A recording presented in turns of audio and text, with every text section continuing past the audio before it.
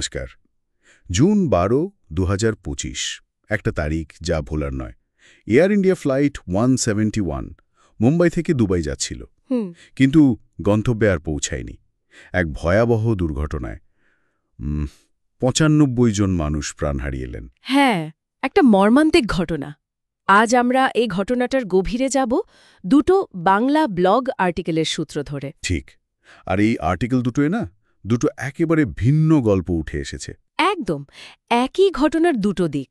একদিকে চরম হারানোর একটা কাহিনী রবি ঠাকুরের। হ্যাঁ, রবি ঠাকুরের, যিনি ওই দুর্ঘটনায় তার স্ত্রী আর মেয়েকে হারিয়েছেন, মানে একেবারে সব হারিয়েছেন। আর অন্যদিকে বিশ্বাস কুমার রমেশ, ফ্লাইট 171-এর একমাত্র জীবিত যাত্রী।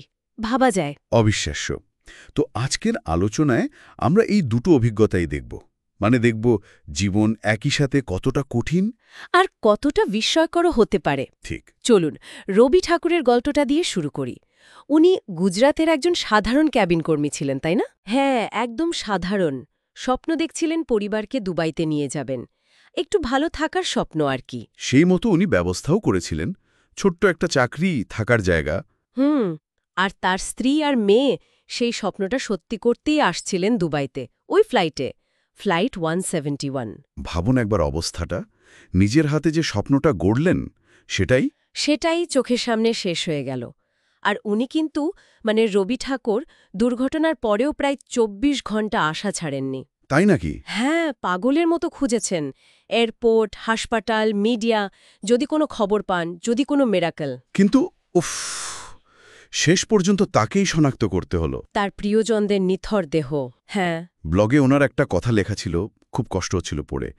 আমি শুধু ওদের একটু ভালো রাখতে চেয়েছিলাম, আজ আমি একা। এই একটা কথাতেই যেন সব যন্ত্রণাটা ধরা আছে। একটা ছোট্ট সাধারণ স্বপ্ন কিভাবে দুঃস্বপ্নে পাল্টে গেল। সত্যি, এই ঘটনাটা জীবনের চরম অনিশ্চয়তার দিকটা চোখে আঙ্গুল দিয়ে দেখিয়ে দেয়। হতে পারে নিয়তির এক ধাক্কায় সব শেষ।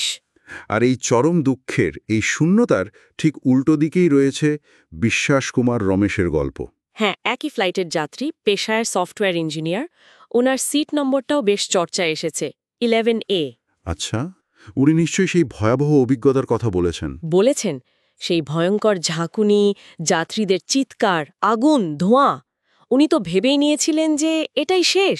স্বাভাবিক, ওই পরিস্থিতিতে কে না ভাববে। কিন্তু তারপর অলৌকিকভাবে উনি বেঁচে ফিরলেন। 95 জনের মধ্যে একমাত্র তিনি। এটা কি বলবো, অলৌকিক ছাড়া আর কিছু বলা যায়? সেটাই। সোশ্যাল মিডিয়াতে তো লোকে তাকে মিরাকল ম্যান বলছে। বিশ্বাস নিজেও হয়তো ভাবছেন ঈশ্বর বা কোনো শক্তি তাকে ফিরিয়ে দিয়েছে। হ্যাঁ, তবে এই মিরাকল বা অলৌকিক ব্যাপারটা, এর একটা অন্য দিকও আছে। কিরকম? এই বেঁচে ফেরাটা যেমন একটা আশীর্বাদ, তেমনি হয়তো এর একটা মানসিক চাপও আছে। সার্ভাইভার্স গিল্ট যাকে বলে। ঠিক, আমি বাঁচলাম, বাকিরা পারল না, এই ভাবনাটা নিশ্চয়ই আসতেই পারে। আর এর সাথে জুড়েছে ওই সিট নম্বরটা নিয়ে হইচই, 11A। ও হ্যাঁ, আপনি বলছিলেন লাকি সিট। হ্যাঁ, অনেকে এখন টিকিট কাটার সময় ওই সিটটাই নাকি চাইছেন। এটা মানুষের মনস্তত্ত্ব আর কি, কঠিন সময়ে একটা কিছু আঁকড়ে ধরতে চায়। যদিও বিশেষজ্ঞরা বলছেন এটা নিছকই কাকতালীয়, তাই না? অবশ্যই। দেখুন, কোনো সিট নিরাপদ বা অনিরাপদ এভাবে তো বলা যায় না। দুর্ঘটনা ঘটলে যে কোনো কিছুই হতে পারে। ঠিক, কিন্তু মানুষ হয়তো যুক্তির চেয়ে বিশ্বাসে ভরসা রাখতে ভালোবাসে। হয়তো। আর এখানেই দেখুন দুটো গল্প কেমন এক জায়গায় এসে মিলছে। রবি ঠাকুরের সব হারানো আর বিশ্বাসের এই অবিশ্বাস্য প্রত্যাবর্তন। হ্যাঁ, একই ঘটনা, অথচ দুটো সম্পূর্ণ বিপরীত বাস্তবতা। একদিকে গভীর সহানুভূতি জাগে রবি ঠাকুরের জন্য, মনটা ভারী হয়ে যায়।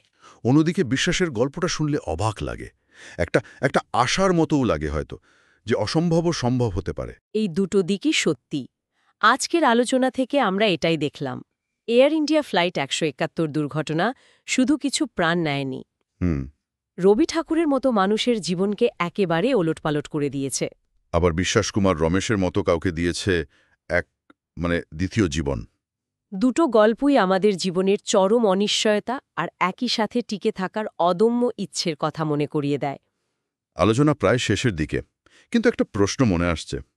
যখন এরকম ঘটনা ঘটে, যেখানে একই সাথে চরম ক্ষতি আর অবিশ্বাস্য প্রত্যাবর্তন দেখি তখন কি এটাকে শুধু ভাগ্য বা নিয়তির খেলা বলে দেওয়াই ঠিক? কঠিন প্রশ্ন। নাকি এর মধ্যে অন্য কোনো অর্থ লুকিয়ে আছে? রবি ঠাকুরের কষ্ট বা বিশ্বাসের বেঁচে ফেরা এগুলো কি আমাদের অন্য কিছু ভাবায়? এই প্রশ্নটা না হয় থাকলো একটু ভাবার জন্য।